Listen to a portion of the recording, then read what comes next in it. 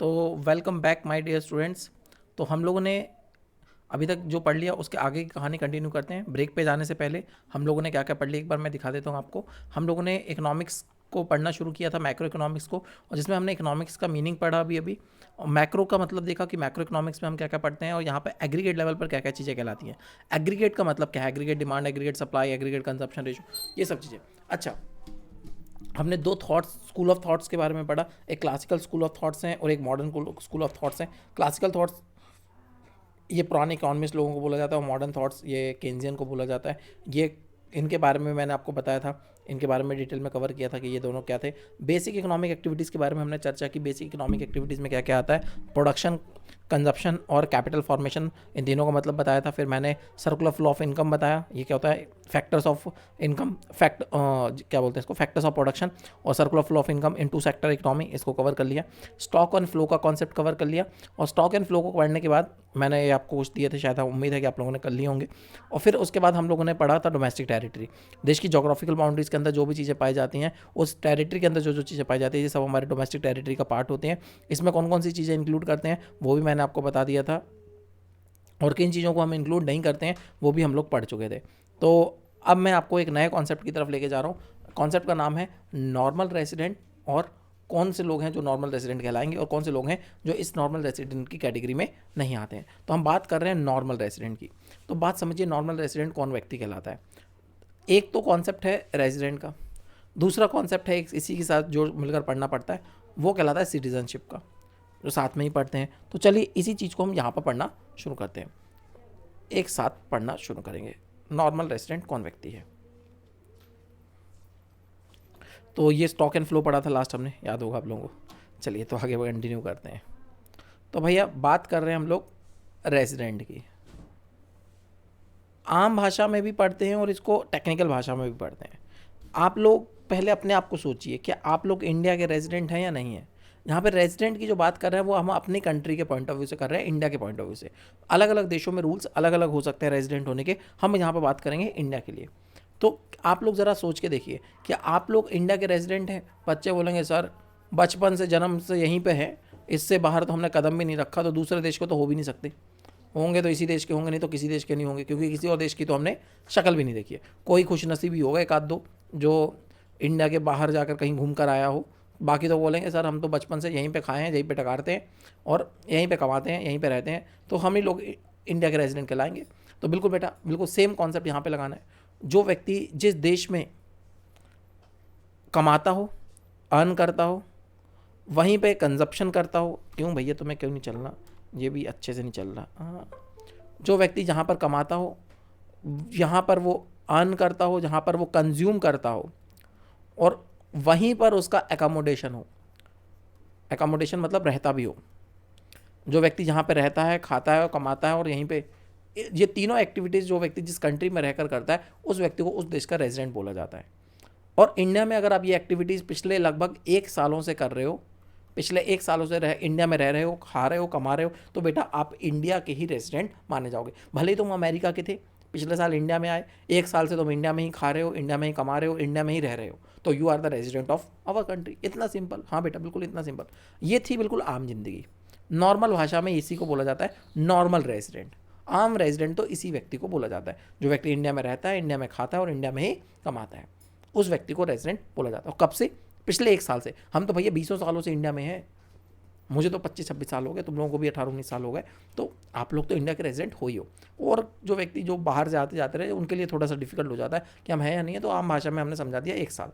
लेकिन इसी बात को अगर हमें टेक्निकली समझना हो तो ये बात हमारी बुक में कहीं नहीं बताई गई है। बस मैं आप लोगों को सिर्फ समझाने के पर्पज़ से, अगर आपको ये चीज़ नहीं भी समझ में आए, अगर आप लोग को ये ज़्यादा टेक्निकल लगे तो इग्नोर भी कर सकते हो इसको, टोटली कुछ लुट जाने वाला नहीं है, ठीक है ना, नॉर्मल ही रहेगा। तो बात कर रहा हूँ रेजिडेंट की, बात कर रहा हूँ रेजिडेंट की। किस व्यक्ति को हम इंडिया का रेजिडेंट बोलेंगे? तो व्यक्ति जहाँ तो रेजिडेंट हो भी सकता है, कोई व्यक्ति इंडिया का रेजिडेंट, नॉर्मल रेजिडेंट हो भी सकता है और नहीं भी हो सकता है, और नहीं भी हो सकता है। कोई व्यक्ति इंडिया का रेजिडेंट हो भी सकता है और नहीं भी हो सकता है। तो अगर आपको इंडिया का रेजिडेंट होना है तो ये 2 कंडीशंस को पूरा करना पड़ेगा। If you want to be the resident of our country you have to fulfil these two conditions. एक पहली कंडीशन है, एक दूसरी कंडीशन है, और इनमें से और है, मतलब या तो पहली वाली कंडीशन पूरी कर दो या दूसरी वाली कर दो। अगर इनमें से एक भी कंडीशन पूरी नहीं कर पाते हो तो फिर तो तुम इंडिया के क्या माने जाओगे, नॉन रेजिडेंट माने जाओगे। इनमें से एक ना एक कंडीशन तो आपको पूरी करनी पड़ेगी। ये बात कौन बताता है, ये रूल मैं जो आपको बता रहा हूँ ये मुझे पता चला है income tax act. Income tax act है इंडिया के अंदर, वो इनकम टैक्स एक्ट बताता है डिटेल में कि किस व्यक्ति को हम इंडिया का नॉर्मल रेजिडेंट मानेंगे और किस व्यक्ति को हम इंडिया का रेजिडेंट नहीं मानेंगे। तो वहाँ पर ये ज़्यादा ज़रूरी हो जाता है, क्योंकि इनकम टैक्स उसी से ना लेंगे जो इंडिया में रह के कमा रहा होगा। अब कोई व्यक्ति अमेरिका का रेजिडेंट और इंडिया में घूमने फिरने आ गया तो उससे थोड़ी ना टैक्स ले लेंगे। तो वहाँ पर ये बहुत डिटेल में समझना पड़ता है कि कौन रेजिडेंट है कौन नहीं, इसके ऊपर तो डिटेल में चैप्टर दिया गया है वहाँ पर। फिलहाल तो हम नॉर्मल से समझ लेते हैं। तो उसी एक्ट के थ्रू हमें पता चलता है कि इंडिया का रेजिडेंट कौन है। तो इनकम टैक्स एक्ट डिफाइन करता है कि अगर आपको इंडिया का रेजिडेंट बनना है तो आपको इन दो में से एक कंडीशन तो पूरी करनी पड़ेगी। पहली कंडीशन क्या है,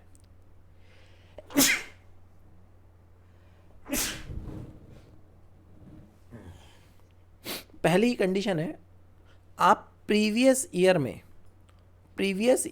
मतलब कि जो अभी साल चल रहा है, जो ईयर चल रहा है वो हमारा चल रहा है, अप्रैल तो शुरू हो ही गया है, तो 2021-22 वाला ईयर चल रहा है। Our current year is 21-22। तो हमारा पिछला ईयर कौन सा रहा होगा, प्रीवियस ईयर 2020-21। उससे पिछला कौन सा रहा होगा, प्रीसीडिंग प्रीवियस ईयर 2019-20। उससे प्रीसीडिंग प्रीवियस ईयर कौन सा रहा होगा, 2018-19। तो ऐसे आप कह सकते हो कि प्रीवियस ईयर मतलब जो साल चल रहा है उसके जस्ट पिछला जो ख़त्म हुआ साल है।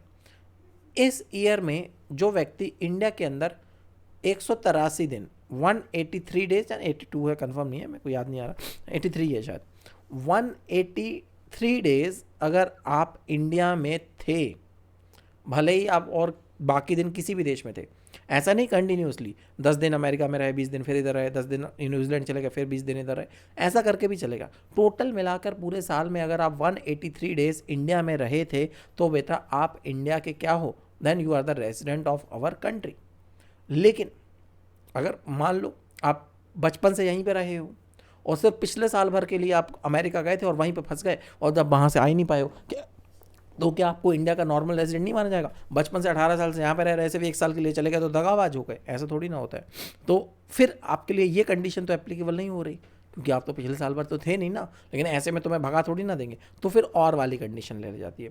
फिर और वाली कंडीशन में देखा जाता है उससे प्रीसीडिंग प्रीवियस ईयर, जो पिछले प्रीवियस ईयर थे उसके पहले के पिछले के 3 साल, लास्ट 3 प्रीसीडिंग प्रीवियस ईयर में आप टोटल मिला के 3 साल है, 4 साल है, मैं भूल गया, हाँ 3-4 साल जितने भी है उसमें टोटल मिला के 365 दिन इंडिया में रहने चाहिए। टोटल मिला के मतलब उन सभी ईयर्स में अगर टोटलिटी 10 दिन पे, किसी साल में आप 20 दिन रहे, अगले साल में 110 दिन रहे, उसके अगले साल में 18 दिन या 20 दिन, किसी भी ऐसे मिलाकर टोटल मिला के अगर पिछले प्रीवियस 3 सालों में या 4 सालों में आपके 365 दिन होते हैं तो फिर आप इंडिया के रेजिडेंट माने जाओगे। तो या तो ये वाली कंडीशन पूरी कर दो या ये वाली कंडीशन। मैंने बोला ना हार्ड एंड फास्ट रूल नहीं है कि आपको यही याद रखना है, मैंने सिंपल भाषा में जो आपकी बुक में दिया गया है वो बता दिया है कि जो व्यक्ति जहाँ पर रहता है, जहाँ पे खाता है, यहीं पे कमाता है, उसी व्यक्ति को नॉर्मल रेजिडेंट बोलते हैं। और ये थोड़ा सा डिटेल में रूल हो गया कि जो व्यक्ति इतने दिन तक इंडिया में रहा हो तो उस व्यक्ति को रेजिडेंट बोला जाता है। इसके आगे भी कंडीशन निकल कर आती है, फिर इसके आगे निकल कर आती है कौन व्यक्ति देश का ऑर्डिनरी रेजिडेंट है, ऑर्डिनरी रेजिडेंट, कौन व्यक्ति नॉन ऑर्डिनरी रेजिडेंट है, कौन व्यक्ति देश का रेजिडेंट है और ऑर्डिनरी रेजिडेंट है, कौन व्यक्ति रेजिडेंट तो है लेकिन नॉन ऑर्डिनरी, कौन पक्का वाला रेजिडेंट है, कौन कच्चा वाला। इसके अंदर और 7-8-10 साल के रूल लगते हैं, तो वो हमें इतना नहीं देखना। मैंने सिर्फ आपको ओवर आइडिया दिया, जो व्यक्ति जहाँ पर रहता है, जहाँ पे खाता है, जहाँ पे कमाता है, उस व्यक्ति को देश का रेजिडेंट बोला जाता है। और पिछले 1 सालों तक आपने अगर इंडिया में रह के खाया, कमाया और डगारा है, रहे भी हो, तो वे आप बेटा देश के रेजिडेंट माने जाओगे। चलिए थोड़ा सा और आगे कंटिन्यू करते हैं। हाँ, तो normal resident of country refers to an individual और an institution who ordinarily resides in a country whose center of economic interest also lies in that country। Centre of economic interest का मतलब क्या है? यही जो 3 बातें मैंने बताई, अर्न, कंज्यूम और अर्न करना, कंज्यूम करना और एकोमोडेशन। इन तीनों चीज़ों को मिलाकर बनता है सेंटर ऑफ इकोनॉमिक इंटरेस्ट। अगर ये तीनों चीज़ें आप हमारे देश में करते हो तो आपका सेंटर ऑफ इकोनॉमिक इंटरेस्ट किस देश में है? हमारे देश में। तो जो व्यक्ति यहाँ पर रहकर जिसका सेंटर ऑफ इकोनॉमिक इंटरेस्ट जिस देशों में पाया जाता है उस व्यक्ति को उस देश का रेजिडेंट माना जाता है। तो आप किन को इंक्लूड नहीं करोगे इसमें? कोई फॉरेन टूरिस्टर इंडिया में आया है, कोई वेस्टर्न इंडिया में आए हैं, कोई फॉरेन स्टाफ एम्बेसीज का इंडिया में रह रहे हैं, ऑफिशियल डिप्लोमेट्स, आर्म फोर्सेस के कंट्री, ये सब जो इंडिया में रहते हैं, इन सब है तो विदेशों के, इंडिया में है, इनको इंडिया का पार्ट नहीं मानेंगे। वही इंटरनेशनल ऑर्गेनाइजेशन WTO, HO, ये सब लोग भी इंडिया के पार्ट नहीं है। एम्प्लॉयज़ ऑफ इंटरनेशनल ऑर्गेनाइजेशन, ये इनके एम्प्लॉयज़ भी तो वो उन्हीं देशों के एम्प्लॉयज़ माने जाएंगे जहाँ से वो बिलोंग करते हैं। ये फॉरेन वेसल्स आते रहते हैं, शिप्स आते रहते हैं, एयरक्राफ्ट्स आते रहते हैं, कमर्शियल व्हीकल्स आते रहते हैं, सीजनल वर्कर्स आते रहते हैं, तो ये आते रहते हैं। लेकिन फिर भी भले वो 1 साल से ज़्यादा भी रह रहे हो, stay in less than 1 year, तो भी उन लोगों को हम लोग देश का रेजिडेंट नहीं मानेंगे। और बॉर्डर वर्कर्स जो बॉर्डर पे काम कर रहे होते हैं उन लोगों को भी हम देश का रेजिडेंट नहीं मानते। तो इन लोगों को हम लोग देश में इंक्लूड नहीं करते। अब यहाँ पे लोचा आता है कि फिर सिटीजनशिप किसको बोला जाता है? If this is residentship then what is difference between citizenship and residentship? फिर किस व्यक्ति को सिटीजन बोला जाएगा? अब आप लोग खुद से सोचो ज़रा। रेजिडेंट तो आपको पता चल गया होगा कि भैया हम लोग देश के रेजिडेंट हैं, तो लेकिन अब थोड़ा सा अंदाज़ा लगाओ, क्या आप देश के सिटीजन हो? क्या आप भारत देश के नागरिक हो? Is you are the citizen of India? तो यहाँ पर भी बिल्कुल सिंपल सा रूल है, अगर आपने इंडिया में जन्म लिया है तो आप इंडिया के सिटीज़न हो, अगर आपने इंडिया में जन्म नहीं लिया है तो आप इंडिया के सिटीज़न नहीं हो। बोले सर ये क्या बात हुई, ये तो बिल्कुल ही वाहियात सा रूल लग रहा है। इंडिया में जन्म लेना मतलब इंडिया के रेजिडेंट, और इंडिया में जन्म ना लेना इंडिया के नॉन रेजिडेंट। मतलब बात समझ में नहीं आई। अगर हम इंडिया में जन्म लें तो हम रेजिडेंट हैं, और जन्म नहीं लें तो नॉन रेजिडेंट है। रेजिडेंट की तो बात ही नहीं हुई बेटा, कैसी बात कर रहे हो? मैं सिटीज़न की बात कर रहा हूँ। आपने भले ही जन्म किसी और देश में रहा लिया हो, लेकिन आप इंडिया में रह रहे हो, तो आप इंडिया के रेजिडेंट तो हो, लेकिन अभी इंडिया के सिटीज़न नहीं हो। बात समझो, आपने जन्म किसी भी देश ने दुनिया के देश में रहा है लिया है, लेकिन आपका अगर centre of economic interest India में है तो then you are the resident of India, लेकिन not the citizen of India. Citizen होने के लिए आपको क्या करना पड़ेगा? इंडिया में आके जन्म लेना पड़ेगा। सर यार ये कैसी बात कर रहे हो? अगर मान लो कोई व्यक्ति है जो बाहर का है और इंडिया का सिटीजन बनना चाहता है, अब वो एक बार जन्म लेगा, 2 बार कैसे ले सकता है वो व्यक्ति? तो फिर उसे सिटीजन कैसे बनाया जाएगा? फिर उसे लीगली अप्लाई करना पड़ेगा गवर्नमेंट ऑफ इंडिया के ऑफिस में कि भैया हम इंडिया के देश की नागरिकता चाहते हैं, हम आपके देश के नागरिक बनना चाहते हैं। तो फिर वो कॉन्सेप्ट बन जाता है लीगल कॉन्सेप्ट। मतलब जहाँ तो आपने इंडिया में जन्म लिया हो तो आप ऑटोमेटिकली इंडिया के सिटीज़न बन गए, जहाँ फिर आपने गवर्नमेंट के पास अप्लाई किया था, गवर्नमेंट आपके रिकॉर्ड चेक करेगी, बहुत सारी कंडीशंस उस पर अप्लाई हैं, 7-8 साल का कंडीशन है, 8 साल 10 साल तक आपको इंडिया में रहना पड़ेगा, फिर उसके बाद इतनी इतनी कंडीशंस पूरी करनी पड़ेगी, फिर जाके आप इंडिया के सिटीज़न माने जाओगे। और फिर जिस जगह के आप थे वहाँ की सिटीज़नशिप आपकी अपने आप ख़त्म मानी जाएगी जैसे ही आप इंडिया के सिटीज़न बनते हो तब। और ये तो बड़ा ख़तरनाक रूल है।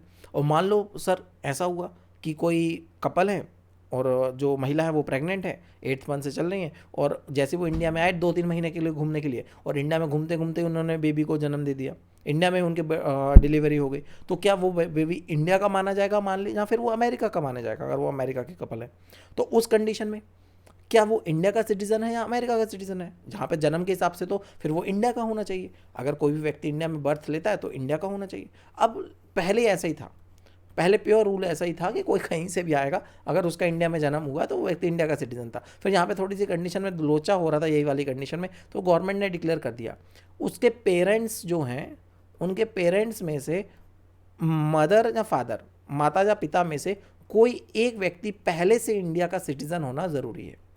भले ही वो किसी भी देश के हैं, दुनिया में किसी भी दुनिया के देश के हैं, अगर उनके पेरेंट्स में से कोई भी व्यक्ति इंडिया का सिटीज़न है, चाहे माता हो चाहे पापा हो, वो इंडिया में आए हैं और उनके बेटे का या बेटी का इंडिया में जन्म होता है, तो वो व्यक्ति इंडिया का सिटीज़न माना जाएगा। मैं थोड़ा डिटेल रूल्स बता रहा हूँ, अपने बुक में ऐसा नहीं है।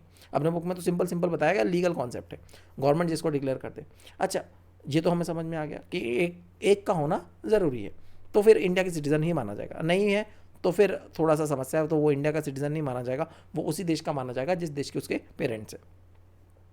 अच्छा, अब मान लो वो व्यक्ति का इंडिया में जन्म हुआ, अब वो बड़ा हुआ, उसे मम्मी पापा ने बताया बेटा तुम तो इंडिया में हुए थे। अब वो इंडिया में आया, उसने इंडिया देखा, बहुत अच्छा लगा। अब बोले नहीं मैं तो इंडिया का ही सिटीज़न होना चाहता हूँ, मुझे तो इंडिया का ही सिटीज़न बनना है। अब उसके ना तो माता इंडिया के हैं ना पापा इंडिया के हैं, तब भी वो इंडिया में सिटीज़न बनना चाहता है, तो वो अब क्या होगा, उसे गवर्नमेंट ऑफ इंडिया के पास क्या करना पड़ेगा, अप्लाई करना पड़ेगा और गवर्नमेंट ऑफ इंडिया उसकी एप्लीकेशन को असेस करेगी, उसके सामने कुछ कंडीशन रखेगी। अगर वो सारी कंडीशन उतने साल तक इंडिया में रहेगा बिना किसी क्राइम के, बिना किसी मूल जुर्म के, और उसका पीछे भी कोई ऐसा रिकॉर्ड नहीं होगा, तो फिर काफ़ी चीज़ें चेक करने के बाद उसे सिटीजनशिप इंडिया की दे दी जाएगी।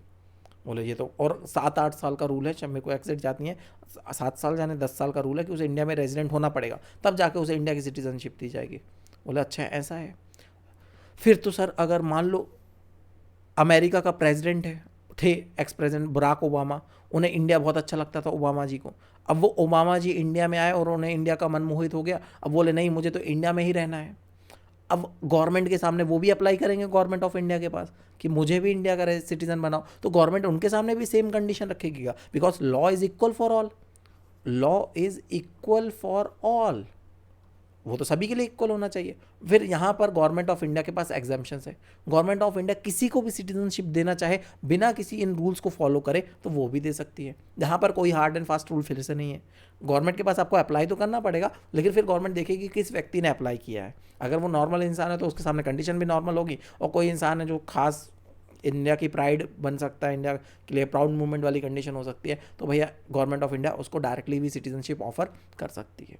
ऐसा भी हो सकता है। तो citizenship is a legal concept, बल्कि residentship is a economical concept. अगर आप इंडिया में रहकर खाते कमाते रहते हो तो वो इकोनॉमिकल एक्टिविटीज़ में आता है। तो आप जिस देश में इकोनॉमिकल एक्टिविटीज़ करते हो उस देश के आप रेजिडेंट माने जाते हो, और जिस देश में आपने जन्म लिया होता है उस देश के आप सिटीजन माने जाते हो। जैसे मैंने बताया ना, इंडिया में माता या पिता का एक का होना ज़रूरी है अगर कोई फॉरेन का बंदा कपल इंडिया में आया है और वो इंडिया में जन्म लेता है। अमेरिका में ऐसा नहीं है। अमेरिका के सिटीजनशिप का रूल ही सीधा है, जो व्यक्ति अमेरिका में जन्म लेगा वो व्यक्ति अमेरिका का सिटीजन माना जाएगा।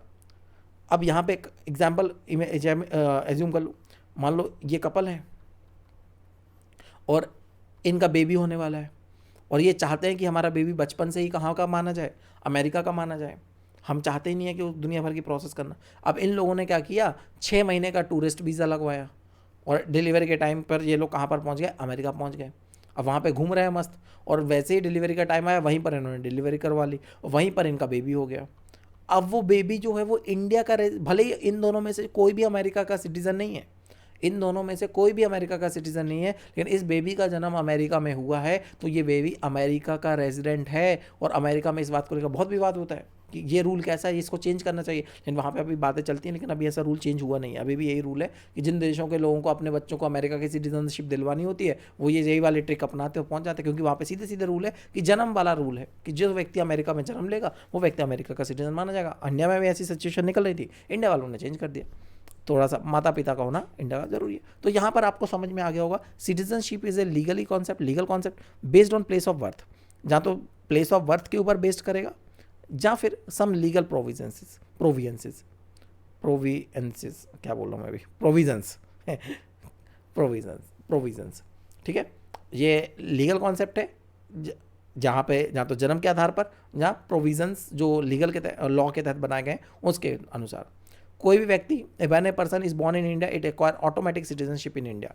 ए person born outside the India apply for citizenship and law allow him to become the citizen. अगर कोई व्यक्ति इंडिया के बाहर जन्म हुआ है तो उसे अप्लाई करना पड़ेगा इंडिया में सिटीजनशिप के लिए, और फिर लॉ उसे अलाउ करेगा कि उसे सिटीजन बनना है या नहीं। अदलान सामी पाकिस्तान में पैदा हुए लेकिन इंडिया के सिटीजन है क्योंकि उन्होंने अप्लाई किया और उनको सिटीजनशिप मिल गई। रेजिडेंटशिप क्या है? It is a economical concept on a basic economic activity performed by a person and individual is a normal resident of country if he ordinarily reside in a country for a period of more than 1 year and he create economic interest also in that country. वो 1 साल से ज़्यादा उस देश में रहा हो और हमारे देश में रहा हो और उसका इकोनॉमिक इंटरेस्ट भी हमारे देश के साथ जुड़ा हुआ हो, वही खाना कमाना रहना इंडिया में करता हो, तो वो व्यक्ति इंडिया का रेजिडेंट माना जाएगा। अच्छा, ये शाहरुख खान आपके सामने he is resident of India, yes बिल्कुल, खाना कमाना धंधा यहीं पे चल रहा है। He is citizen of India, yes, जन्म भी इंडिया में हुआ, इंडिया में रह रहा है, तो ये सिटीजन और रेजिडेंट दोनों है। क्या ये भी? यस, ये भी रेजिडेंट इंडिया के हैं और ये भी सिटीजन भी इंडिया के हैं, लेकिन जन्म से सिटीजन नहीं है इंडिया के, इन्होंने अप्लाई किया था फिर इन्हें इंडिया की सिटीजनशिप मिली थी। तो आई थिंक दोनों कॉन्सेप्ट आपको क्लियर हो गए होंगे।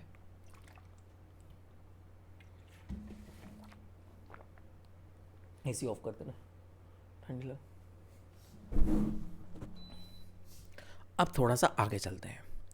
अब एक और कॉन्सेप्ट है, एक कॉन्सेप्ट है फैक्टर इनकम, एक है ट्रांसफर इनकम। फैक्टर इनकम और ट्रांसफ़र इनकम। इसको भी बिल्कुल वैसे ही समझेंगे जैसा भी समझ रहे थे। तो सबसे पहले बात करते हैं फैक्टर इनकम की। फैक्टर इनकम को आम भाषा में बोला जाए तो मेहनत करके जो पैसा कमाया गया है, जिसके लिए आपने खून पसीना एक कर दिया उस इनकम को कमाने के लिए, उस इनकम को आप लोग कौन सी इनकम का नाम दे सकते हो? फैक्टर इनकम का नाम दे सकते हो। वो पैसा जो आपने मेहनत करके कमाया है, अपनी कोई सर्विस देकर कमाया है, कोई गुड्स बेचकर, मतलब कोई भी एक्टिविटी करके आपने पैसा कमाया है, तो वो इनकम आपकी फैक्टर इनकम में आती है। एग्जाम्पल के लिए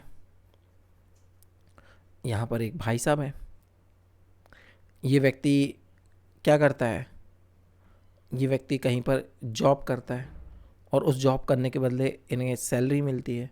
तो ये क्या कर रहा है? वहाँ पर सैलरी नहीं मिलती है, सैलरी मिलती है। भैया सैलरी काहे लिख रहे हैं?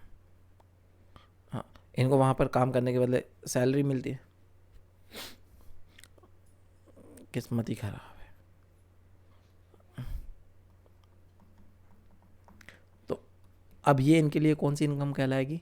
फैक्टर इनकम कहलाएगी। सीधी सीधी बात है। कोई व्यक्ति है, कहीं पर जाकर अपनी दुकान खोलता है, दुकान में गुड्स एंड सर्विसेज को बेचता है और वहाँ पे प्रॉफिट कमाता है, तो भी वो क्या है? फैक्टर इनकम है। कोई व्यक्ति है जो डॉक्टर है और लोगों का ट्रीटमेंट करता है,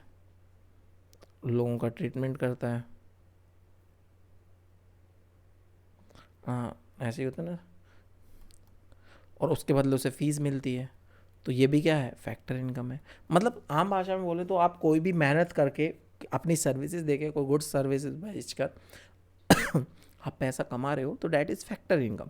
इसमें कोई बुराई बात नहीं है। तो हमारे इकोनॉमिक्स के हिसाब से क्या होएगा? बिल्कुल बात तो यही है। तो इकोनॉमिक्स में हम जो सर्विसेज देते हैं वो कौन कौन सी देते हैं? हम एक तरफ लैंड देते हैं, एक तरफ लेबर देते हैं, factor of production, factor production. तीसरे नंबर पे लैंड, लेबर, कैपिटल भी देते हैं, और साथ में हम लोग एंटरप्राइजेस भी देते हैं। इन सब के बदले हमें क्या क्या इनकम मिलती है? लैंड के बदले हमें रेंट मिल जाता है, लेबर के बदले हमें वेजेस या सैलरीज कह सकते हो, कैपिटल के बदले इंटरेस्ट मिल जाता है, और एंटरप्रेन्योर के बदले प्रॉफिट। सारी चीज़ें इसी में आ जाएंगी, सारी चीज़ें इसी में आ जाएंगे। ये सारी इनकम आपके लिए कौन सी इनकम है? फैक्टर इनकम है। यहाँ पर आपने कुछ ना कुछ देकर पैसा कमाया है, आपने कुछ सर्विसेज दी हैं, कुछ गुड्स दी हैं, जिसकी वजह से आप पैसा कमा रहे हो, डैट इज़ फैक्टर इनकम। तो जो मेहनत करके पैसा कमाएगा, सीधे कह सकते हो, वो हमारी फैक्टर इनकम है। अब मान लो इन सब ने यही पैसा कमाया, इन सब ने पैसा कमाया किसी ना किसी तरीके से, और ये सब जैसे ही घर आए, इन सब के घर में चुन्नू मुन्नू बच्चे हैं, चुन्नू मुन्नू बच्चे हैं, बच्चे खड़े हुए हैं, पापा इस महीने की पॉकेट मनी दो, पापा पॉकेट मनी दो, पापा पॉकेट मनी दो। और इन्होंने कोई सर्विस नहीं दी, और पापा ने अपने इनकम का 2% इन लोगों को एज ए पॉकेट मनी दे दिया। मान लो इसने 1 लाख रुपया कमाया, इसने 2,000 रुपये अपने बच्चों को पॉकेट मनी दे दी। इसने 10,000 रुपये कमाए, तो इसने 200 रुपये अपने बच्चे को पॉकेट मनी दे दी। और इसने 1,000 रुपये कमाए, तो इसने बेटा ले पकड़ 20 रुपये तुम भी रख लो। तो ऐसी कुछ भी बिना पैसा कमाए, बिना मेहनत किए आपको जो इनकम मिल रही है, वो आपके लिए कौन सी इनकम हो गई? ट्रांसफ़र इनकम हो गई। आगे समझ में? तो अगर हम कंट्री के पॉइंट ऑफ व्यू से देखें, हम लोग तो मेहनत करके पैसा कमा रहे हैं, तो वो फैक्टर इनकम में आ गया। लेकिन गवर्नमेंट किसी के अकाउंट में क्या डाल रही है? पेंशन डाल रही है, विडो पेंशन, विधवा पेंशन डाल रही है। तो उस आंटी ने तो कोई काम नहीं किया, सिर्फ वो विधवा है, उनके पति की डेथ हो चुकी है, हाँ मतलब पति नहीं रहे हैं, और गवर्नमेंट उनको हर महीने 500-600 रुपये दे रही है। तो ये कौन सी इनकम है? This is transfer income. कोई बच्चा है, उसको उस गवर्नमेंट स्कॉलरशिप दे रही है पढ़ने के लिए, हर साल की 20,000 रुपया, तो ये क्या है? This is also a transfer income. आप सामने वाले को कोई सर्विसेज नहीं बेच रहे हो, कोई गुड्स नहीं दे रहे हो, तब भी आपको पैसा मिल रहा है, तो डैट इज़ ट्रांसफ़र इनकम। तो factor income, that are 4 factors of production, gives us labour, land, labour, capital, enterprises give us rent, wages, interest and profit respectively. Land के बदले हमें प्रॉफिट मिल रहा है, लेबर के बदले हमें वेजेस मिल रहे हैं, कैपिटल के बदले हमें इंटरेस्ट मिल रहा है, और एंटरप्राइजेस के बदले हमें प्रॉफिट मिल रहा है। इन चारों को हम क्या बोलेंगे? Factor income. तो मान लो अब ये अल्लाह सामी है, इंडिया में रहते हैं, इंडिया में गाना गाते हैं, भर दो झोली मेरी मोहम्मद तेरे घर से ना जाऊँ खाली, वैसे ही इन्होंने गाना गा रहे हैं, बढ़िया मस्त गाना गाते हैं। तो मान लीजिए रोहित शेट्टी को एक मूवी बनानी थी और रोहित शेट्टी ने अपनी मूवी में बोला अल्लाह सामी भाई तुम्हें इंडिया हमारी मूवी में गाना गाना है और गाना गाकर तुम्हें हम देंगे 1 करोड़ रुपया। तो अल्लाह सामी ने उनकी मूवी में गाना गाकर 1 करोड़ रुपया कमा लिया। तो बताओ क्या ये फैक्टर इनकम है या ट्रांसफ़र इनकम है? This is factor income. उन्होंने पैसा मेहनत करके अपने कोई सर्विसेज देकर कमाया। अब मान लो इसके बूढ़े माँ बाप पाकिस्तान में रहते हैं और इन्होंने वही पैसे में से 1 करोड़ में से 20 लाख रुपए पाकिस्तान ट्रांसफ़र कर दिया और अपने माँ बाप को दे दिया। तो उन्होंने कोई सर्विस दी क्या इनको? नहीं ना। और सीधे सीधे पैसा ट्रांसफ़र हुआ है, then this is called transfer income. सीधी सीधी बात हो गई। तो यहाँ पे आप डिफरेंस पढ़ सकते हो। Factor income refers to income received by factor of production for ending the product factor services in a production process. आप सर्विसेज देकर जो भी पैसा कमाते हो that is factor income. Transfer income refers to income received without ending any productive service. इसका nature ये domestic income और नेशनल इनकम दोनों में इंक्लूड होती है। ये ना तो नेशनल इनकम में इंक्लूड होती है ना डोमेस्टिक इनकम में इंक्लूड होती है। ये अर्निंग कॉन्सेप्ट है, ये रिसिप्ट कॉन्सेप्ट है। ये इन वजह से रिसीव होती है, ये जनरली हाउस होल्ड को रिसीव होती है गवर्नमेंट के द्वारा। ये इसके एग्जाम्पल है यहाँ पे scholarship, old age pension, unemployment भत्ता, अनएम्प्लॉयमेंट अलाउंसेस, ये इसके एग्जाम्पल्स हैं। समझ में आ गया होगा। तो फैक्टर इनकम हर जगह इंक्लूड की जाएगी, हर जगह इसी को माना जाएगा। ट्रांसफ़र इनकम को कहीं नहीं लेना है। हमें पूरी इकोनॉमिक्स में ट्रांसफ़र इनकम से कोई मतलब नहीं है। हमें तो पहली बार पैसा कमाने से मतलब है, पहली बार कितना कमाया, उसके बाद किसको कितना दिया, चाहे आग लगाया, चाहे बच्चों को दान किया, चाहे बीवी को दान किया, चाहे मम्मी को दान किया, जिसको करना है उसको करो। फिर इकोनॉमी के पॉइंट ऑफ व्यू से उस पैसे का कोई मतलब नहीं है। फिर एक और कॉन्सेप्ट आता है, एक आता है फाइनल गुड्स, एक तरफ आता है इंटरमीडिएट गुड्स। एक तरफ आता है फाइनल गुड्स और एक तरफ आते हैं इंटरमीडिएट गुड्स। इन दोनों को भी देख लेते हैं। इसको बोलेंगे इंटरमीडिएट गुड्स। तो समझते हैं बात को। सबसे पहले बात आती है फाइनल गुड्स की।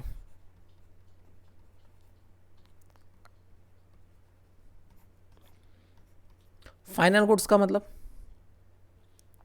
फाइनल गुड्स का मतलब वो गुड्स जो अपनी प्रोडक्शन बाउंड्री को क्रॉस कर चुके हैं, प्रोडक्शन बाउंड्री को क्रॉस कर चुके हैं और अब वो प्रोडक्ट रेडी टू यूज़ है।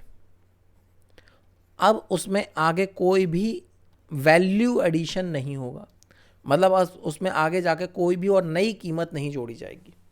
मैं एग्जांपल लेता हूँ वैल्यू एडिशन का मतलब क्या होता है।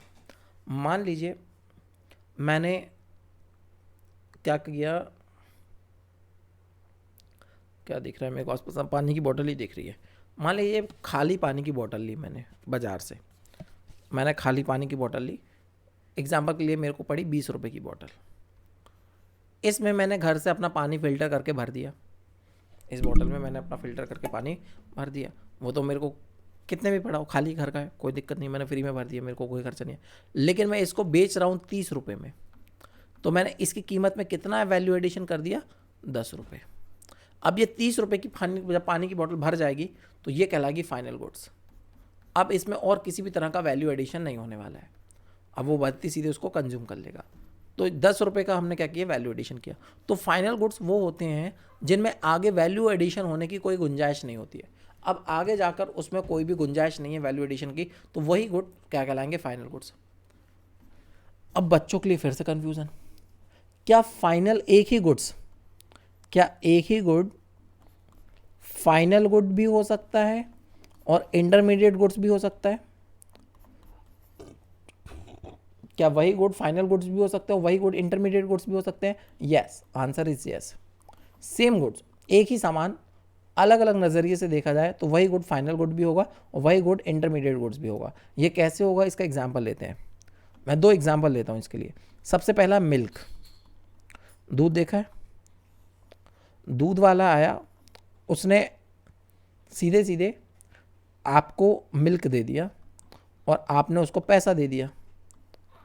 तो मिल्क आपके लिए क्या हो जाएगा, क्या आप इसको आगे कहीं बेचने वाले हो? ये तो आप घर के लिए ले रहे हो ना, हाउस होल्ड पर्पज से ले रहे हो, घर में चाय बनाने के लिए, कॉफ़ी बनाने के लिए।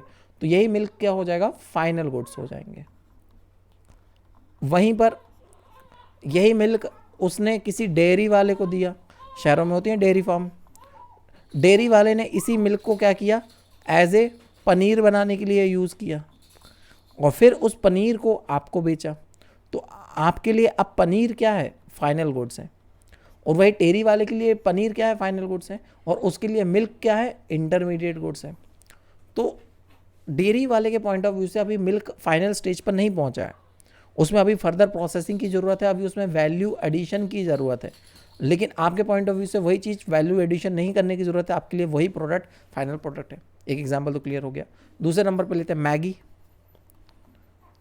मैगी मैगी आपने मैगी ली दुकान वाले से, आप गए शॉप पे और शॉप वाले ने आपको मैगी दी, और आप घर पे आए और आपने बढ़िया मैगी को बनाया 2 मिनट के अंदर जो नहीं बनती है, और आपने उसको ईट कर लिया, खा लिया, कंज्यूम कर लिया। तो आपके लिए मैगी क्या है, फाइनल गुड्स है।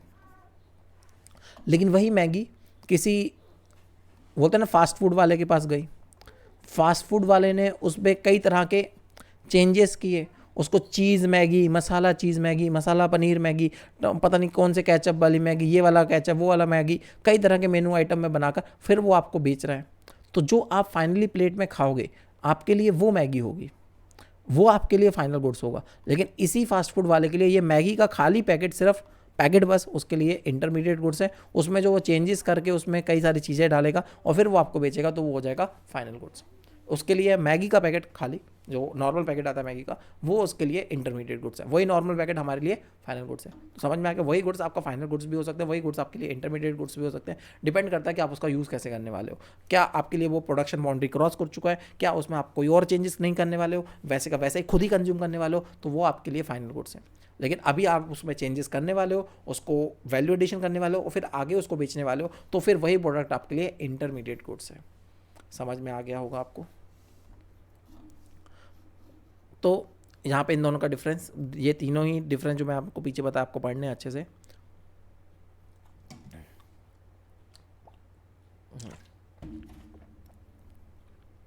सबसे पहले those goods which are used either for consumption और फॉर इन्वेस्टमेंट, वही गुड्स जो चाहे तो कंजप्शन के लिए यूज़ किए जाएँ या इन्वेस्टमेंट के लिए यूज़ किए जाएँ, उन्हीं को फाइनल गुड्स कहते हैं। और इंटरमीडिएट गुड्स कौन से होते हैं, वो गुड्स जहाँ तो आप उसको रीसेल करने वाले हो या उसको फर्दर प्रोडक्शन में यूज़ करने वाले हो। या तो उसको आप रीसेल कर दोगे, जैसा लिया वैसे का वैसे बेच दोगे। मान लो मैं ये पानी का बोतल लेता हूँ, खाली पानी का बोतल 15 रुपये में लेता हूँ, 20 रुपये में बेच देता हूँ, फिर भी मैंने 5 रुपये का वैल्यू एडिशन तो किया उसमें। भले ही मैंने उसमें प्रोडक्ट में कोई चीज़ नहीं की, लेकिन वैल्यू तो ऐड कर दी उसमें। तो मेरे लिए ये पानी की बोतल भी कहलाएगी क्या, इंटरमीडिएट गुड्स। भले ही मैं उसको उतने वैसी की वैसी बेच रहा हूँ, लेकिन मैं कुछ ना कुछ उसकी कीमतें बढ़ा कर बेच रहा हूँ, दैट इज़ मेरे लिए वो गुड्स इंटरमीडिएट गुड्स कहलाएगा। और फाइनल गुड्स जो होते हैं वो दोनों जगह इंक्लूड होते हैं, नेशनल इनकम में भी इनको इंक्लूड किया जाता है, डोमेस्टिक इनकम में भी इंक्लूड किया जाता है। और जो इंटरमीडिएट गुड्स होते हैं, ना तो इनको फाइनल गुड्स में इंक्लूड किया जाता है, ना तो इनको डोमेस्टिक इनकम में इंक्लूड किया जाता है, ना इन्हें नेशनल इनकम में इंक्लूड किया जाता है। ये कहीं के काम के नहीं है, ये निकम्मे हो गए। They are ready to use, ये बिल्कुल यूज़ करने के लिए रेडी हैं। अभी इनमें आगे कोई भी चेंजेस या कोई भी वैल्यू एडिशन होने की कोई ज़रूरत नहीं है। अब इनकी वैल्यू और नहीं बढ़ेगी, जितने में खरीद लिया ये उतने के ही रहेंगे। दे अभी रेडी टू यूज़ नहीं है, इनमें अभी वैल्यू एडिशन होना ज़रूरी है, क्योंकि ये इंटरमीडिएट गुड्स हैं। ये लोग ये प्रोडक्ट अपनी प्रोडक्शन बाउंड्री क्रॉस कर चुके हैं, ये प्रोडक्ट ने अभी प्रोडक्शन बाउंड्री के अंदर ही है। जब तक अगर ये यूज़ करने के, डायरेक्ट यूज़ करने के लायक नहीं बनेंगे, तब तक अगर ये इंटरमीडिएट ही कहलाएंगे। वही मिल्क अगर हाउस होल्ड ने खरीदा है कंजप्शन के लिए, कार खरीदी है इन्वेस्टमेंट के लिए, घर के चलाने के लिए, तो वो फाइनल गुड्स हैं।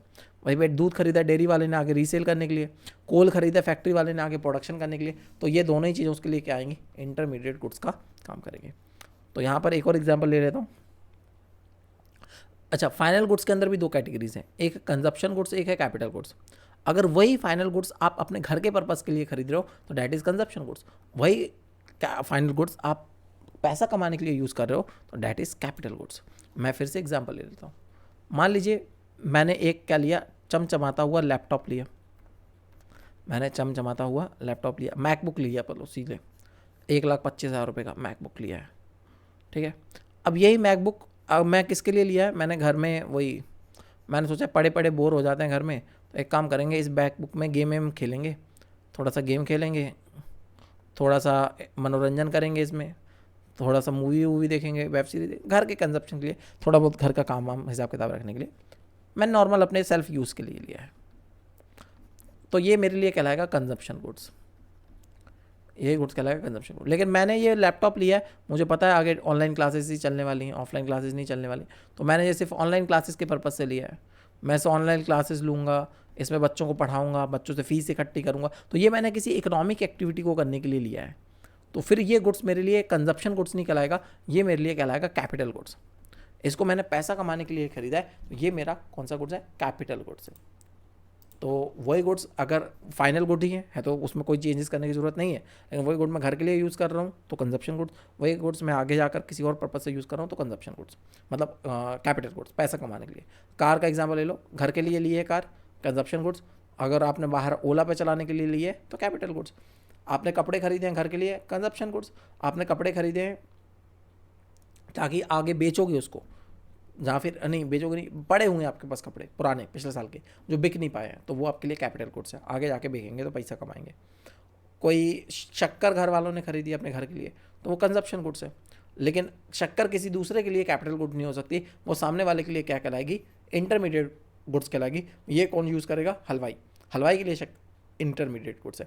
चाय पत्ती तुम्हारे लिए फाइनल कंजप्शन गुड्स है, लेकिन वही चाय पत्ती किसी चाय वाली दुकान के लिए इंटरमीडिएट गुड्स है। आ गया? चलिए, तो तीनों चीज़ें क्लियर हो गई। तो मुझे उम्मीद है कि आपको अभी तक की यहाँ तक की बातें सारी पूरी क्लियर हो गई होंगी। यहाँ तक की बातें आपको पूरी तरह से क्लियर हो गई होंगी। अब हम लोग थोड़ा सा टेक्निकल होने जा रहे हैं, मतलब अब मैं आपको 3 चीज़ें पढ़ाऊँगा, 3 फॉर्मूले पढ़ाऊँगा, और इसके बाद फिर तीनों फॉर्मूलों को पढ़ने के बाद फिर हम लोग आगे जाके इनके प्रैक्टिकल्स देखना शुरू करेंगे, और फिर उसके बाद हम लोग आगे की चीज़ें भी पढ़ना शुरू कर देंगे, मतलब आगे कैलकुलेशन नेशनल इनकम को कैलकुलेट करना भी शुरू करेंगे। तो चलिए, आज हम लोग नेशनल इनकम को पूरा निपटा के फिर अगला लेक्चर रिकॉर्ड करेंगे।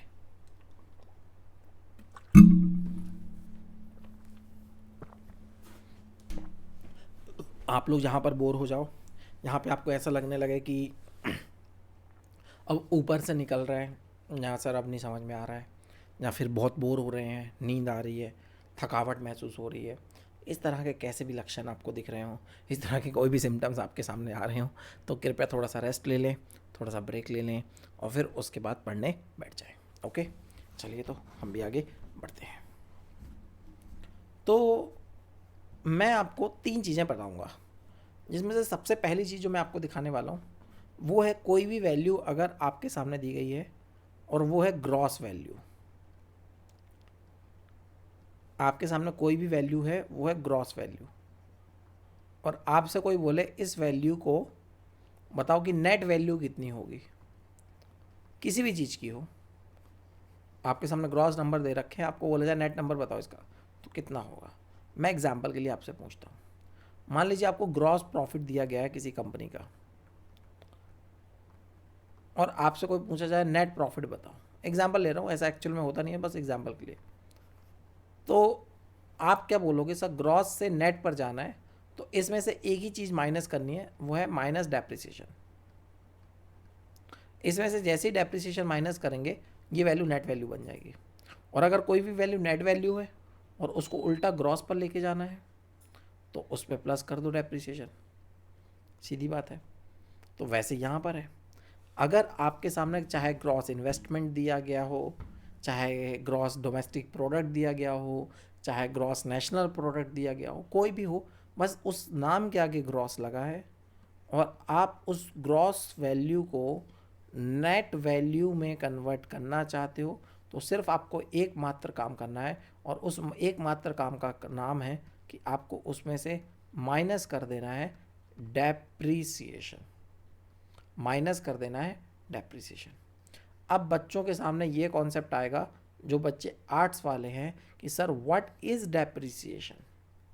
ये क्वेश्चन बहुत बच्चे पूछेंगे जो बच्चे आर्ट्स वाले हैं, और कॉमर्स वाला एक भी नहीं पूछेगा, कॉमर्स वाला एक भी बच्चा नहीं पूछेगा, क्योंकि उसने डेप्रिसिएशन को तो घोल के पिया था 11th क्लास की चैप्टर में अकाउंट्स के अंदर, तो उसको तो पता होगा।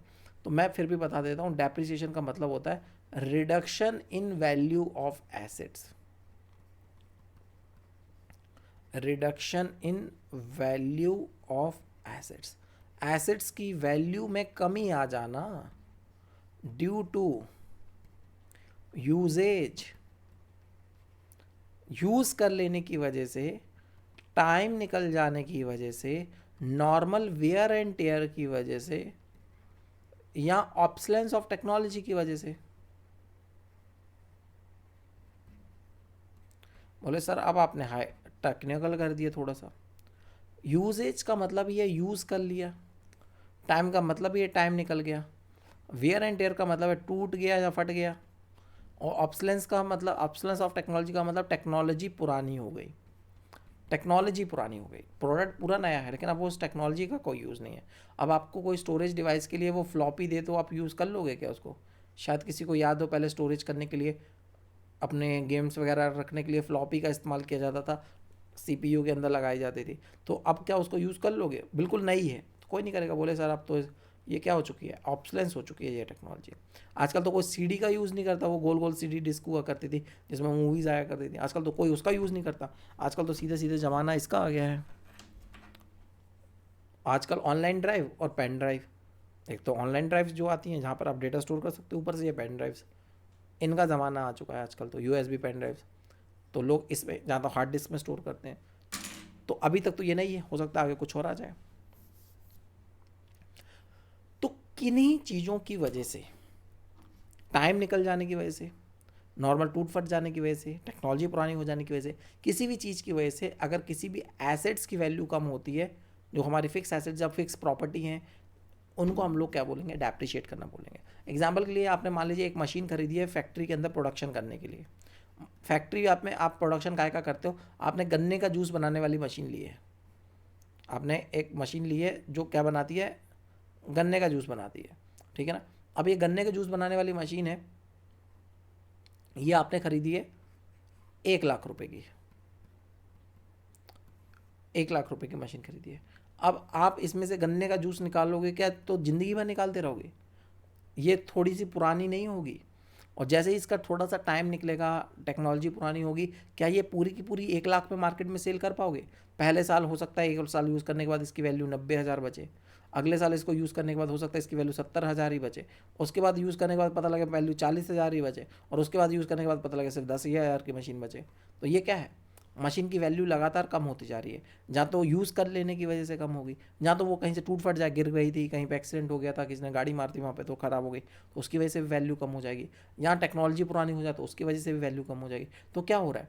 मान लो हर साल इसकी वैल्यू 10,000 रुपये से कम हो रही है, हर साल इस मशीन की वैल्यू 10,000 रुपये से कम हो रही है, और आपने इस साल जो प्रॉफिट कमाया है वो है 1 लाख रुपये का। 1 लाख रुपये का आपका ये है ग्रॉस प्रॉफिट। अब चिल्ला चिल्ला के बता रहा हूँ, इस मशीन से मैंने 1 लाख रुपये का ग्रॉस प्रॉफिट कमा लिया। बेटा इसमें से 10,000 माइनस भी तो करो, ये जो 10,000 की आपने मशीन गंवा दी इस 1 लाख को कमाने के लिए। तो जब आप 10,000 को माइनस करोगे इस डेप्रिसिएशन को, तो आपको पता चलेगा नेट आपने जो कमाया वो 90,000 कमाया है। तो सिंपल सा मैं डेप्रिसिएशन का मतलब बता रहा था, आपको वहाँ पे डेप्रिसिएशन नहीं बताना है, आपको ये कॉन्सेप्ट क्लियर करना है कि कोई भी वैल्यू अगर हमारे सामने ग्रॉस वैल्यू दी गई है और उस ग्रॉस वैल्यू को आप नेट वैल्यू में कन्वर्ट करना चाहते हैं, तो आपको उस ग्रॉस में माइनस करना पड़ेगा डेप्रिसिएशन, और पहुँच जाएंगे नेट वैल्यू पर। लेकिन अगर आप कोई भी नेट वैल्यू पर ऑलरेडी हैं और नेट वैल्यू से आप क्या निकालना चाहते हैं? ग्रॉस वैल्यू, तो उल्टा कर दो, प्लस डेप्रिसिएशन कर दो, सिंपल सी बात है। एक कॉन्सेप्ट खत्म हुआ हमारा, एक सिंपल सा कॉन्सेप्ट हमारा सामने सामने खत्म हो गया।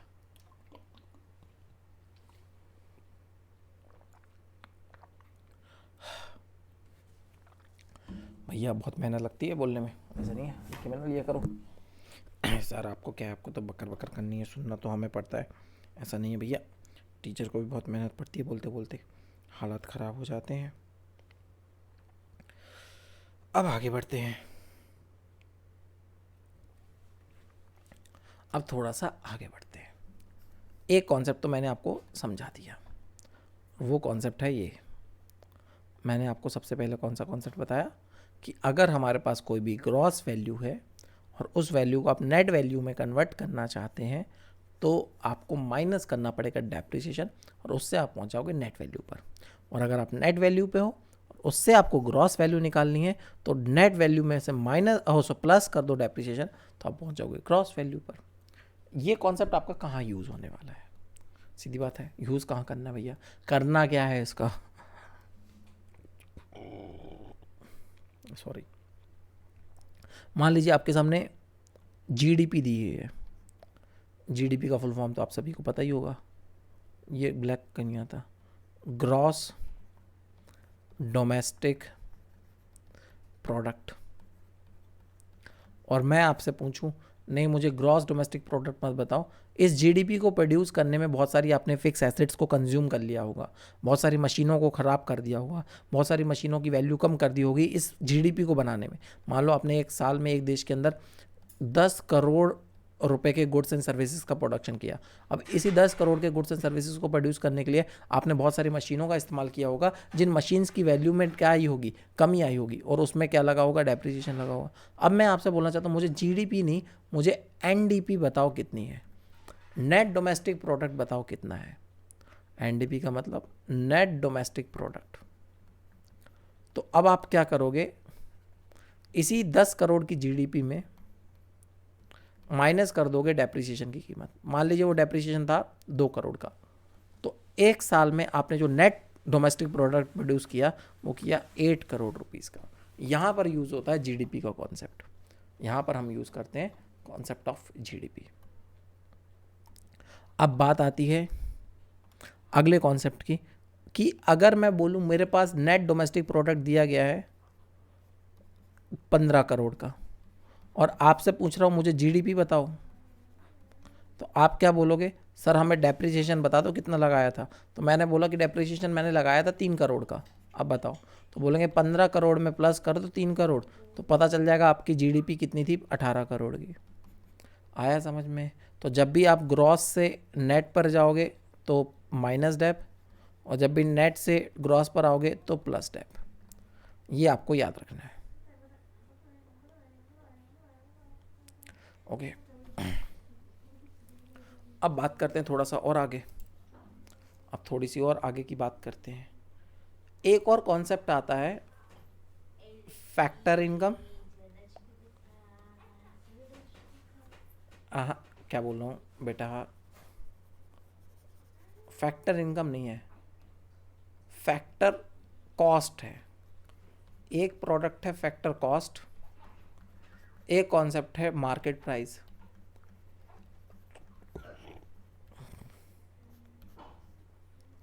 एक है फैक्टर कॉस्ट और एक है मार्केट प्राइस। मैं बात कर रहा हूँ फैक्टर कॉस्ट की। एग्जाम्पल लेके चलते हैं। मान लीजिए मैं ये बॉटल्स का प्रोडक्शन करना है, फिर से मुझे ये बॉटल्स दिख रही हैं, इन्हीं बॉटल्स का मुझे प्रोडक्शन करना है। अब बॉटल्स का प्रोडक्शन करने के लिए मुझे क्या चाहिए पड़ेंगे, इकोनॉमिक्स के पॉइंट ऑफ व्यू से factors of production. Factors of production आपको मैंने स्टार्टिंग में ही बताए थे जब सर्कुलर फ्लो ऑफ इनकम बढ़ाई थी। तो फैक्टर्स ऑफ प्रोडक्शन हमारे पास 4 ही होते हैं, 4 फैक्टर्स ऑफ प्रोडक्शन होते हैं हमारे पास। एक होता है लैंड, लेबर, कैपिटल और इंटरप्राइजेस। ये 4 फैक्टर्स ऑफ प्रोडक्शन होते हैं। अब इन फैक्टर्स ऑफ प्रोडक्शन को यूज़ करके मैं क्या बनाऊंगा, इन सबको मैं यूज़ करके क्या बना दूंगा, बॉटल्स बनाऊंगा। अब इन बॉटल्स की कीमत कितनी है, मान लो मैंने 1000 बॉटल्स बनाई हैं, 1000 पानी की प्लास्टिक की बॉटल्स बनाई हैं, तो मैं जानना चाहता हूँ इनकी कीमत कितनी है, इनकी कॉस्ट कितनी है। तो मैं पता करूँगा लैंड पर मेरा कितना खर्चा हुआ। तो पता चला लैंड वाले ने जो लिया वो 2000 रुपया रेंट लिया, लेबर वाले 5000 रुपया ले गए, कैपिटल पे इंटरेस्ट 3000 रुपये का लगा, और एंटरप्रेन्योर ने प्रॉफिट जो लिया वो 5000 रुपये का लिया। तो टोटल मिलाकर मेरी 1000 पानी की बॉटल, प्रॉफिट भी आ गया ना इसमें। एंटरप्रेन्योर ने लैंड के बदले क्या मिलता है, रेंट मिलता है, लेबर के बदले वेजेस मिलते हैं, कैपिटल के बदले इंटरेस्ट मिलता है, और एंटरप्रेन्योर को क्या मिलता है, प्रॉफिट मिलता है। सारी चीज़ें तो इसमें आ गई। इन फैक्टर्स ऑफ प्रोडक्शन को मिलाया तो ये सब क्या हुई, टोटल मिलाकर 15,000 रुपये कीमत आई। 15,000 रुपये मेरी क्या थी, ये वो कीमत थी 1000 बॉटल्स की जो मेरी को खर्चा आया सब मिलाकर, अपना प्रॉफिट भी जोड़कर। तो एक बॉटल कितने की बनी बता सकते हो। तो आप बोलोगे 15,000 बॉटल्स बनी है, नहीं 15,000 रुपये का खर्चा है, और टोटल मिलाकर तुमने 1000 बॉटल्स बनाई हैं भाई साहब। तो आप 1000 को 15 से डिवाइड कर दो, आपको पता चलेगा एक बॉटल की कीमत है 15 रुपये। एक बॉटल की कीमत है 15 रुपये। लेकिन क्या मैं इस पानी की बॉटल को मार्केट में से 15 रुपये में बेचूंगा। बच्चे बोले नहीं सर प्रॉफिट ऐड करेंगे इसमें भी। नहीं बेटा, प्रॉफिट तो मैं ऑलरेडी ऐड हो चुका है इसमें, प्रॉफिट तो ऑलरेडी आ चुका है। लेकिन क्या अभी भी ये बॉटल 15 रुपये की मार्केट में बिकेगी। अभी तक फैक्ट्री तक इसका कीमत कितना था, अभी ये मान लो फैक्ट्री का गेट है, और फैक्ट्री के गेट तक इस बॉटल की कीमत है 15 रुपये। लेकिन जैसे ये फैक्ट्री के गेट के बाहर आएगी, बाहर आते ही गवर्नमेंट आ जाएगी कटोरा लेकर, गवर्नमेंट आएगी कटोरा लेकर, अल्लाह के नाम से कुछ दे दे रे बाबा, अल्लाह के नाम से कुछ दे दे रे बाबा, अल्लाह के नाम से कुछ टैक्स दे दे रे बाबा, और गवर्नमेंट इस पर क्या लगा देगी, टैक्स लगा देगी। अब 15 रुपये की बॉटल थी और गवर्नमेंट ने इस पर 20% मान लो टैक्स लगा दिया, जीएसटी लगा दिया। लेकिन गवर्नमेंट बोली हम आपको कुछ छूट भी देते हैं, आप बहुत अच्छा काम कर रहे हो, देश में प्रोडक्शन एक्टिविटीज़ बढ़ा रहे हो, देश की तरक्की कर रहे हो, तो आप देश की तरक्की कर रहे हो इसलिए थोड़ा सा योगदान हमारा भी आपके लिए रहेगा, हम आपको कुछ योगदान दे रहे हैं अपनी तरफ से, हम आपको सब्सिडीज़ देंगे। गवर्नमेंट बहुत सारी सब्सिडी देती है इंटरेस्ट पे।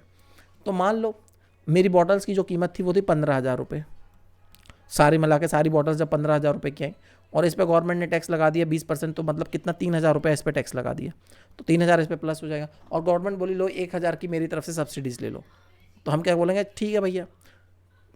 अब ये मार्केट में कीमत कितनी रहेगी इस बॉटल की, 1,000 रुपये मैं माइनस कर लूँगा, 2,000 रुपये प्लस कर दूंगा, तो मतलब 3,000 रुपये प्लस कर दूंगा, 1,000 माइनस कर दूंगा तो हो जाएगा 17,000 रुपये।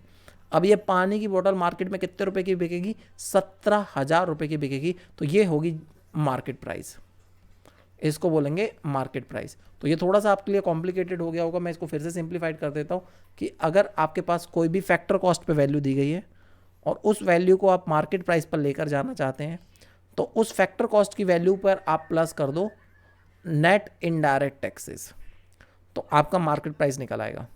लेकिन अगर आप मार्केट प्राइस से फैक्टर कॉस्ट पे जाना चाहते हो तो माइनस कर दो एनआईटी इनडायरेक्ट टैक्सेस, तो फिर से आप फैक्टर कॉस्ट पे पहुंच जाओगे। एग्जाम्पल के लिए जो, अच्छा पहले एक और जो बता दूं, एनआईटी किसके बराबर होता है, नेट इनडायरेक्ट टैक्सेस बराबर होता है indirect taxes minus subsidies. Indirect taxes मान लो है आपके 10,000 रुपये की, सब्सिडीज हैं 2,000 रुपये की, तो एनआईटी कितना होगा 8,000 रुपीज़, एनआईटी कितने हो जाएगा 8,000 रुपीज़। तो अगर सिंपल सी बात है, मैं आपको बोलूं कि भैया जीडीपी अगर फैक्टर कॉस्ट पे दी गई है और इसी जीडीपी को बताओ आप मार्केट प्राइस पर कितने की होगी, तो आप क्या बोलोगे, सर बता दो फैक्टर कॉस्ट कितनी है, सॉरी फैक्टर कॉस्ट कह रहा हूँ, एनआईटी कितना है, हम लोग प्लस करेंगे एनआईटी और मार्केट प्राइस पर पहुंच जाएंगे। मैं बोलूँ कि जीडीपी मार्केट प्राइस पे दी गई है, फैक्टर कॉस्ट पे लेकर जाओ, तो बोले सर एनआईटी माइनस कर दो, फैक्टर कॉस्ट पे पहुंच जाएंगे।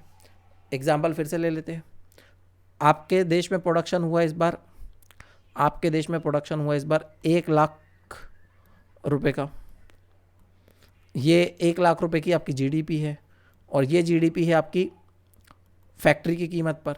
अब मैं बताऊं, पूछूं आपसे कि बता भैया एनडीपीएमपी कितना होगा, तो अब आपके सामने दो समस्याएं हैं, एक तो जहाँ पर जीडीपी एफसी दिया हुआ है और जहाँ पर निकालना एनडीपीएमपी है, तो एक तो जी वाली वैल्यू को कन्वर्ट करना पड़ेगा, तो पहले इस वैल्यू में से क्या करना पड़ेगा, ग्रॉस से नेट पर जाना है तो माइनस डेप करना पड़ेगा, और यही वैल्यू फैक्टर कॉस्ट से मार्केट प्राइस में भी कन्वर्ट करनी है, तो इसी में नेट इनडायरेक्ट टैक्सेस प्लस भी करने पड़ेंगे।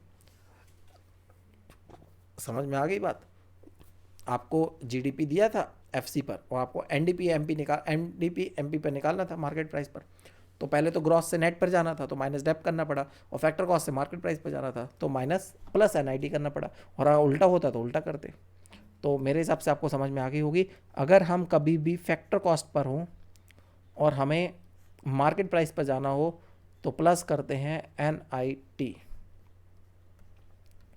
और हम मार्केट प्राइस पर ऑलरेडी हों और हमें फैक्टर कॉस्ट पे जाना हो तो माइनस करते हैं हम एनआईटी। इसी को बोलते हैं हम लोग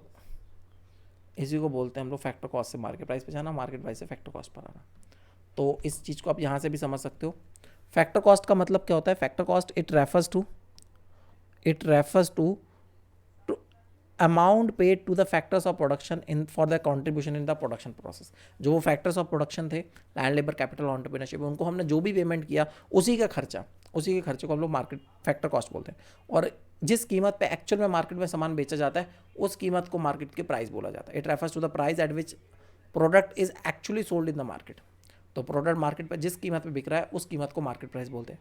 अब फैक्टर कॉस्ट और मार्केट प्राइस के बीच में अंतर क्या है, वो है नेट इनडायरेक्ट टैक्सेस का। फैक्टर कॉस्ट से मार्केट प्राइस पे जाना है तो प्लस कर दो एनआईटी, और मार्केट प्राइस से फैक्टर कॉस्ट पे जाना है तो माइनस कर दो एनआईटी। तो एनआईटी का मतलब नेट इनडायरेक्ट टैक्सेस, और वो कैसे निकलता है, इनडायरेक्ट टैक्सेस में से सब्सिडीज़ को माइनस करके।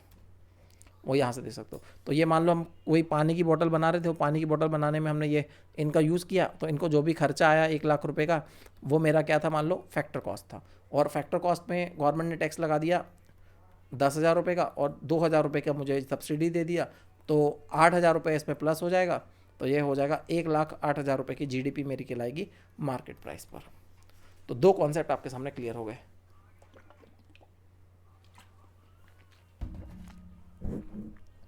दो कॉन्सेप्ट आपके सामने पूरे क्लियर है।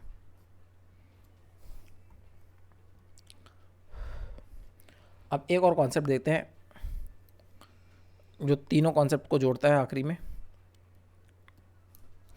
फिर इसके बाद ख़त्म हो जाएगा हमारा ये वाला टॉपिक, फिर हम लोग सीधे कैलकुलेशन करना बैठ जाएंगे। अगर हम डोमेस्टिक पर हैं और नेशनल पे जाना चाहें तो क्या करेंगे, इस बात को यहाँ से समझते हैं।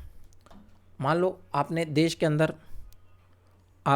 अंदर सारे एक्टिविटीज़ की, इसी देश के अंदर सारी एक्टिविटीज़ की, और इस देश के अंदर आपने जितनी भी एक्टिविटीज़ की उससे आपने कुछ पैसा कमाया, कुछ गुड्स एंड सर्विसेज प्रोड्यूस किए, और जितने भी गुड्स एंड सर्विसेज आपने देश के अंदर प्रोड्यूस किए उसको क्या बोलेंगे, GDP, ग्रॉस डोमेस्टिक प्रोडक्ट। लेकिन हमारे देश की बहुत सारी कंपनियां ऐसी हैं जो विदेशों में भी काम कर रही हैं, जैसे टाटा, रिलायंस जैसी कंपनियां। हमारे देश की बहुत सारी कंपनियां ऐसी हैं जो विदेशों में भी काम कर रही हैं, और वहाँ से क्या दे रही हैं, फैक्टर सर्विसेज दे रही हैं। तो वहाँ से क्या होती है, इनकम होती है, और उस इनकम को हम लोग नाम देते हैं, विदेशों से हमारे देश के लोग जो विदेशों में रहकर पैसा कमा रहे हैं, उस इनकम को हम लोग नाम देते हैं factor income, not transfer income, factor income from abroad. इसको शॉर्ट में बोल सकते हैं FIFA, factor income from abroad.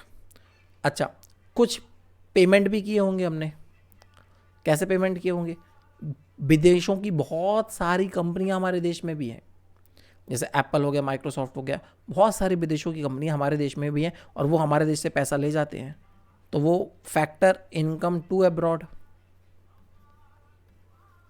तो बहुत सारा पैसा विदेशों से आता भी है और बहुत सारा पैसा विदेशों को जाता भी है, फीफा आता है, फीटा जाता है। तो टोटल मिलाकर अगर मैं कहानी को कंक्लूड करूं, तो अगर आपको जानना है कि नेट हमने विदेशों से कितना कमाया, net factor income from abroad. आप नेट चाहते हो कि विदेशों से आपने कितना कमाया वो जानना चाहते हो, तो आपको क्या करना पड़ेगा, फैक्टर इनकम फ्रॉम अब्रॉड, जो विदेशों से कमाया उसमें से माइनस कर दो फैक्टर इनकम टू अब्रॉड, जितना विदेशों में गवाया। मान लीजिए आपने विदेशों से कमाया 1 लाख रुपए का, और विदेशों में गवाया, मतलब आपके देश से विदेश वाले लोग कमा कर ले गए 40,000 रुपया, तो नेट आपने कितना कमाया, net factor income from abroad जो आपने कमाया वो कमाया 60,000 रुपये। और अगर ऐसा होता कि आपने कमाया 60,000 है और गवाया आपने 1 लाख है, तो आपका माइनस में आता factor income from abroad 40,000 rupees. Clear हो गया। तो अब इस चीज़ का यूज़ क्या करना है, इस चीज़ का यूज़ क्या करना है, जब भी मैं आपके सामने बात करूं डोमेस्टिक की और मैं बोलूं कि मुझे नेशनल बताओ, जब भी मैं पूछूं डोमेस्टिक से नेशनल बताओ कितना है, तो आप क्या करो, डोमेस्टिक में प्लस कर दोगे net factor income from abroad और पहुंच जाओगे नेशनल पर। और मैं आपको नेशनल दे दूं और पूछूं कि बताओ डोमेस्टिक कितना होगा, तो जस्ट उल्टा कर दोगे, माइनस कर दोगे net factor income from abroad. और ये क्या होता है, ये तो मैं पहले ही समझा चुका हूँ, factor income from abroad minus factor income to abroad. ये यूज़ कैसे होना है, मान लीजिए मैंने आपको दिया हुआ है NDPFC, इसका मतलब होता है डोमेस्टिक इनकम, NDPFC का मतलब ही होता है डोमेस्टिक इनकम, और इसका फुल फॉर्म भी यही है, net domestic product at factor cost.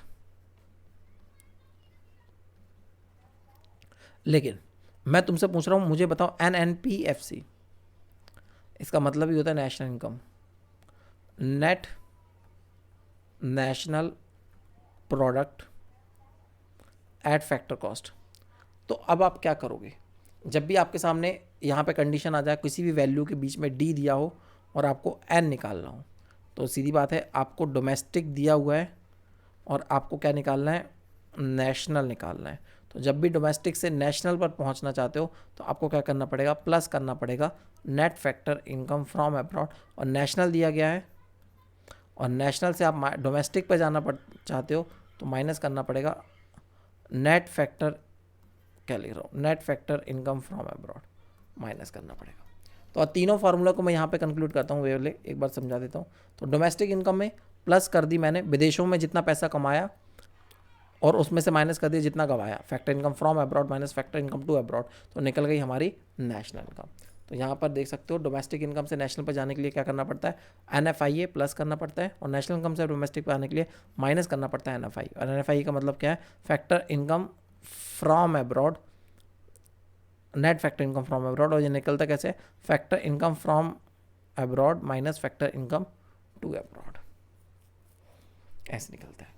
तो अब तीनों फार्मूलों को अगर कंक्लूड किया जाए, तीनों फार्मूलों को कंक्लूड किया जाए, एक साथ लिखा जाए, तो आप लोगों को भी ये लिख लेना, नोट कर लेना अपने कॉपी के अंदर कि अगर मैं हूँ अभी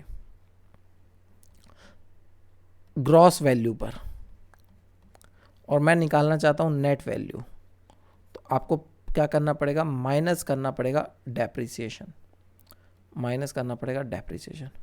और आप नेट वैल्यू पे हो और ग्रॉस वैल्यू पे जाना चाहते हो तो आप प्लस करोगे डेप्रिसिएशन। दूसरे नंबर पे अगर आप फैक्टर कॉस्ट पर हो और मार्केट प्राइस पर जाना चाहते हो तो प्लस करोगे NIT, और अगर मार्केट प्राइस पर हो फैक्टर कॉस्ट पे जाना चाहते हो तो माइनस करोगे NIT। और उसके बाद अगर उसके बाद आप डोमेस्टिक पर हो और नेशनल पे जाना चाहते हो तो प्लस करोगे NFIA, और नेशनल से डोमेस्टिक आना चाहते हो तो माइनस करोगे NFIA। तीनों फॉर्मूले आपके सामने कंक्लूड है। इनका एक क्वेश्चन लेते हैं। यहाँ पर क्वेश्चन दिया गया है आपको, NDP MP दिया गया है 80,000 और आपको बोला गया है GNP FC निकालना है। सीधी सीधी बात है, आपके सामने जो वैल्यू दी गई है वो है NDP FC की, और आपको जो कैलकुलेट करने के लिए बोला गया है वो किया है GNP FC। ठीक है,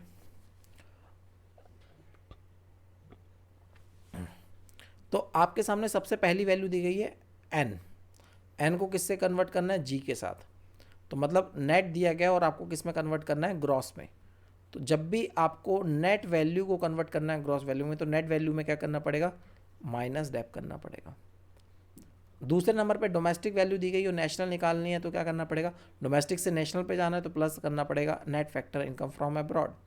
और फैक्टर कॉस्ट दी गई है और फैक्टर कॉस्ट ही निकालनी है, नहीं यहाँ पे मार्केट प्राइस दिया गया है क्वेश्चन में, मार्केट प्राइस और फैक्टर कॉस्ट निकालनी है तो क्या करना पड़ेगा, उल्टा करना पड़ेगा, माइनस NIT करना पड़ेगा। फैक्टर कॉस्ट से मार्केट प्राइस पाने के लिए प्लस NIT करते हैं। तो अब इन्हीं चीज़ों को मैं जोड़ देता हूँ, तो मेरा बन जाएगा GNP FC equal to gross national product at factor cost equal to NDP MP 80,000 minus net factor income from abroad minus 200, और यहाँ पे प्लस करना तो प्लस था लेकिन वो माइनस में दिया गया है। पहले तो डेप्रिसिएशन 80,000 में से पहले तो माइनस होगा डेप्रिसिएशन, तो -4950। अब प्लस होना है NFIA और ये पहले माइनस में दिया गया तो माइनस ही कर दो, और माइनस करना है NIT indirect taxes minus subsidies, तो माइनस करना है लेकिन 10600 माइनस 1770, ये आपके सामने क्वेश्चन हो गया। तो मैंने क्या किया, पहले नंबर पे नेट वैल्यू को कन्वर्ट किया ग्रॉस वैल्यू में, n को ग्रॉस में लेकर जाना था तो प्लस डेप, मैंने उल्टा कर दिया था, मैंने क्या कर दिया था उल्टा, अरे सॉरी, नेट वैल्यू दी गई है ग्रॉस पे जाना है प्लस डेप करना है। 1 बज गया रात का, नींद हावी होती हुई। नेट से ग्रॉस पर जाना है तो प्लस डेप, और ग्रॉस से नेट पे आते हैं तो माइनस डेप।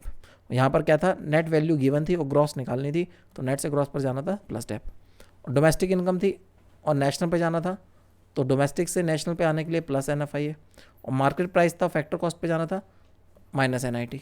तो इनडायरेक्ट टैक्सेस माइनस सब्सिडीज़ कर देंगे नेट इनडायरेक्ट टैक्सेस को निकालने के लिए।